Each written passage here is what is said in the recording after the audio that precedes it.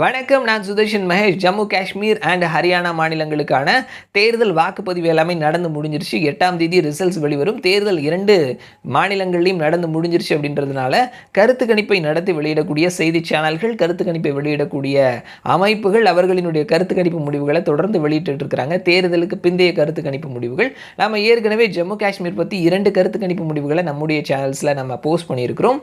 நேற்றுக்கு 2 மாநிலங்களுக்கும் வாக்குப்பதிவு முடிஞ்சிருச்சு அப்படின்றதுனால பல நிறுவனங்களினுடைய கருத்து கணிப்பு முடிவுகள் ஒரே நேரத்தில் வந்திருக்குது.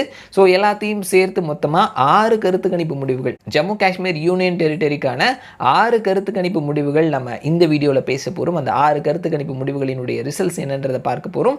அதனுடைய ஆவரேஜ் போல் ஆஃப் போல்ஸில் யாருக்கான வாய்ப்பு இருக்குது அப்படின்றத பற்றியும் பேச போகிறோம். வாங்க அதனுடைய முடிவுகளை தெரிஞ்சுக்கலாம். முதலாவது ஆக்சிஸ் மை இந்தியா, இவர்களினுடைய கருத்துப்படி பார்த்தோம் அப்படின்னா நேஷனல் கான்ஃபரன்ஸ் கூட்டணி, Congress plus Indian national Congress plus Marxist communist, இவர்கள் 3 பேரும் சேர்ந்தது தான் என்சி கூட்டணி. ஸோ இந்த கூட்டணி 35லேருந்து 45 இடங்களையும், பிஜேபி 24லேருந்து 34 இடங்களையும், பிடிபி 4லேருந்து 6 இடங்களையும், மற்றவர்கள் 8லேருந்து 23 இடங்களையும் கைப்பற்றுவார்கள்னு சொல்லியிருக்கிறாங்க. இந்தியா டுடே சி ஓட்டர் இவர்களினுடைய கருத்து கணிப்புப்படி பார்த்தோம்னா இந்திய அலையன்ஸ் 40லேருந்து 48 இடங்களையும், பிஜேபி 27லேருந்து 32 இடங்களையும், பிடிபி 6லேருந்து 12 இடங்களையும், மற்றவர்கள் 12லேருந்து 16 இடங்களையும் கைப்பற்றுவதற்கான வாய்ப்புகள் இருக்குது. மேட்ரிஸினுடைய கருத்து கணிப்புப்படி பார்த்தோம் அப்படின்னா அங்கே இந்திய அலையன்ஸ் 40லேருந்து 48 இடங்களையும், பிஜேபி 27லேருந்து 32 இடங்களையும், பிடிபி 6லேருந்து 12 இடங்களையும், மற்றவர்கள் 6லேருந்து 11 இடங்களையும் கைப்பற்றுவதற்கான வாய்ப்புகள் இருக்குது. தைனிக் பாஸ்கர் இவர்களினுடைய கணிப்புப்படி பார்த்தோம் அப்படின்னா இந்திய அலையன்ஸ் 35லேருந்து 40 இடங்களையும், பிஜேபி 20லேருந்து 25 இடங்களையும், பிடிபி 4லேருந்து 7 இடங்களையும், மற்றவர்கள் 12லேருந்து 18 இடங்களையும் கைப்பற்றுவதற்கான வாய்ப்புகள் இருக்குது. பீப்புள்ஸ் பல்ஸ் இவர்களினுடைய கருத்துப்படி பார்த்தோம் அப்படின்னா அங்கே இந்திய அலையன்ஸ் 46லேருந்து 50 இடங்களையும், பிஜேபி 23லேருந்து 37 இடங்களையும், பிடிபி 7லேருந்து 11 இடங்களையும், மற்றவர்கள் 4லேருந்து 6 இடங்களையும் கைப்பற்றுவதற்கான வாய்ப்புகள் இருக்குது.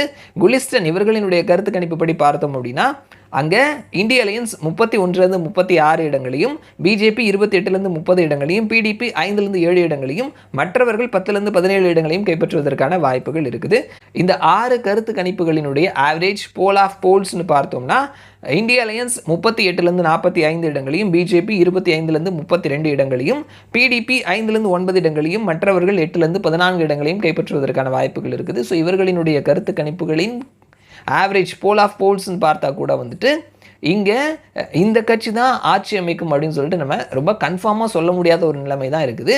So national conference, Congress and communist இவர்கள் அடங்கிய கூட்டணி இந்திய அலையன்ஸ் ஒரு ஸ்டெப் முன்னாடி இருக்கிறாங்க. அவர்கள் அதிகபட்ச தொகுதிகளை கைப்பற்றினார்கள் அப்படின்னா 45 வரைக்கும் வராங்க. மினிமமாக 38 தொகுதிகள் வரைக்கும் பிடிக்கிறதுக்கான வாய்ப்புகள் இருக்குதுன்னு சொல்லியிருக்கிறாங்க. அதே நேரத்தில் போன 10 ஆண்டுகளுக்கு முன்னாடி மெஹபூபா முஃப்தி பிடிபி கட்சி பிஜேபியோட கூட்டணியில் இருந்தாங்க.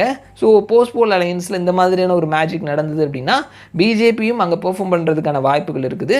ஸோ இந்த எக்ஸிட் போலினுடைய போல் ஆஃப் போல்ஸ் படி பார்த்தோம் அப்படின்னா அங்கே தொங்கு சட்டமன்றம் அமைகிறதுக்கு போல் அலையன்ஸ் அமையறதுக்கான வாய்ப்புகள் இருக்குதுன்னு சொல்லியிருக்கிறாங்க. பார்க்கலாம் என்ன நடக்குதுன்னு சொல்லிட்டு மறுபடியும் நான் உங்களை இன்னொரு வீடியோவில் சந்திக்கிறேன். அது வரைக்கும் நன்றி.